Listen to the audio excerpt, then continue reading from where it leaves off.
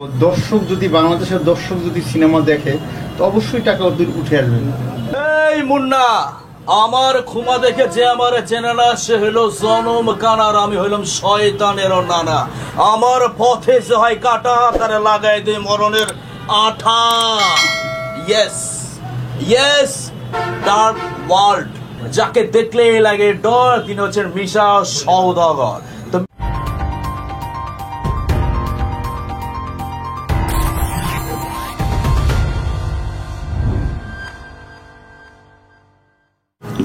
যুমুকের টানে যেমন লোহা আসে তেমনি রুগীর টানে আসে ডাক্তার, আর ডাক্তারের টানে আসবে রুদ্র। আমার মাথায় নেই চুল, আমি সহজে করি না ফুল। Everybody attack! ডার্ক ওয়ার্ল্ডের টিমের পক্ষ থেকে, মুন্না খান মাল্টিমিডিয়ার পক্ষ থেকে, প্রযোজনা পক্ষ থেকে আজকে আমরা রিস্কিওয়ালাদের যারা গরিব আছে তাদের আমরা 500 প্যাকেট খানা বিতরণ করব। তারপরে গরিবদের আমরা টি শার্ট বিতরণ করব রোডে। এটাই আজকে। আর আপনারা তো আসলেন। এই মুন্না, আমার খুমা দেখে যে আমার চেনে না সে হলো জনম কানার, আমি হইলাম শয়তানের নানা। আমার পথে যে হয় কাটা তারে লাগাই দে মরণের আঠা। ইয়েস ইয়েস, ডার্ক ওয়ার্ল্ড, এই সিনেমার ডায়লগটা কিন্তু এটা হচ্ছে 80-তে আমাদের মুন্না খানের তুফানকে টক্কর দিতে আসছে। অনেক বড় বড় সিনেমা আছে যেগুলো আসলে চ্যালেঞ্জ করে মানে এই ঈদে আসলেই জানি আমরা সাকিব ভাই ছাড়া অন্য কোনো সিনেমা চলেই না, মানে অন্য সিনেমা মানেই ফ্লপ। তো এত বড় একটা রিস্ক আপনি নিলেন, মানে এই যে আপনার কোটি টাকার সিনেমা, কোটি টাকার উপরও সিনেমা, আসলে আপনার কি মনে হয় যে এই সিনেমা আপনার ইনভেস্ট যে আপনার যে মূলধন সেটা ফেরত? ভালো কাস্টিং নিলে তো অবশ্যই টাকা দরকার আছে। তো দর্শক যদি বাংলাদেশের দর্শক যদি সিনেমা দেখে তো অবশ্যই টাকা ওদের উঠে আসবে, ব্যবসায়িকভাবে অবশ্যই সফলতা লাভ করবে। যদি দর্শক সিনেমা দেখে, যদি আমার গল্প ভালো হয়, যদি আমার মেকিং ভালো হয়, তো অবশ্যই টাকা উঠে আসবে। আচ্ছা, আরেকটা কথা বলি আপনাকে, সেটা হচ্ছে নেভার মাইন্ড, কারণ আপনার এই সিনেমায় বিগ আর্টিস্ট রয়েছে যারা বাংলাদেশের অনেক বড় বড় আর্টিস্ট। সেই আর্টিস্ট আমাদের রয়েছে যাকে দেখলেই লাগে ডর, তিনি হচ্ছেন মিশা সওদাগর। তো মিশা ভাই এই সিনেমার ভিলেন হিসেবে ছিল নাকি অন্য কোনো ক্যারেক্টার? মিশা ভাই এই সিনেমায় একটা মানে অসাধারণ একটা রোল প্লে করছে। সেটা এখন আমি দর্শকদের মাঝে বলতে চাই না নেগেটিভ না পজিটিভ, সেটা পজিটিভই করছে।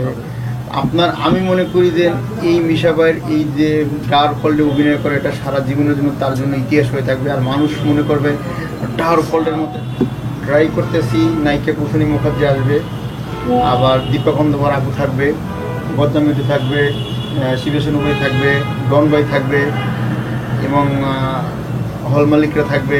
এবং আমার সাথে সবার সাথে পরিচয় নাই, তবে মানিক ভাইয়ের সাথে সবার সাথে পরিচয় আছে। পরিচালক সমিতির মানে যত সমিতির সংগঠন আছে, সভাপতি, সেক্রেটারি সবাই আসবেন। সবাই জনসাধারণরা এখানে প্রবেশ করতে পারবে।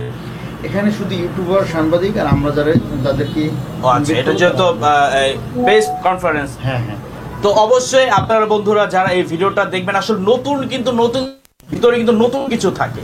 কারণ আমরা কিন্তু যেই সিনেমাগুলো দেখা, ভালো হোক খারাপ হোক, আপনারা মন্তব্য করবেন। কারণ একসময় বাংলাদেশে যেমন নাইম সাহেব কিন্তু সে একটা জায়গায় এখন আছে। তো আমরা অল দ্য বেস্ট আমাদের এই যে মুন্না খান ভাইয়ের জন্য।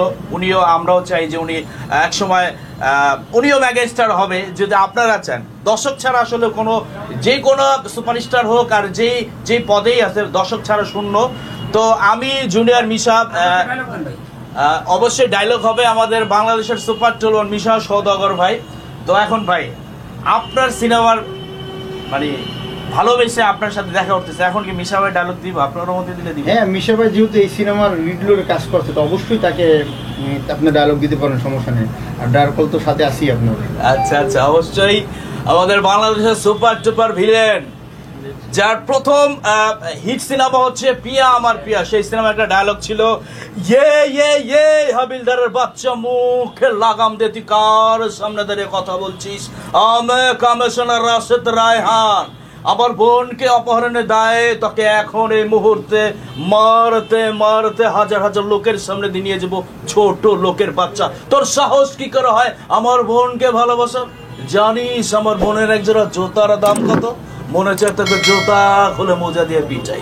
আরে বেটা, কাজে মালে বয়, বল কত টাকা হলে আমার বোনের জীবন থেকে, এই শহর থেকে চিরদিনের মতো সরে যাবি। নাম আমার টাটা, আমি মার্বেল দিয়ে করি মাইসের চান্দি, ফুটটা ফাটায় ফেলাম। রাজা পাইল কো? ওই রাজা বহুত বাজাইছস, আমি বাবলা, এবার বাজাই দেবো মুন্না খানের তবলা।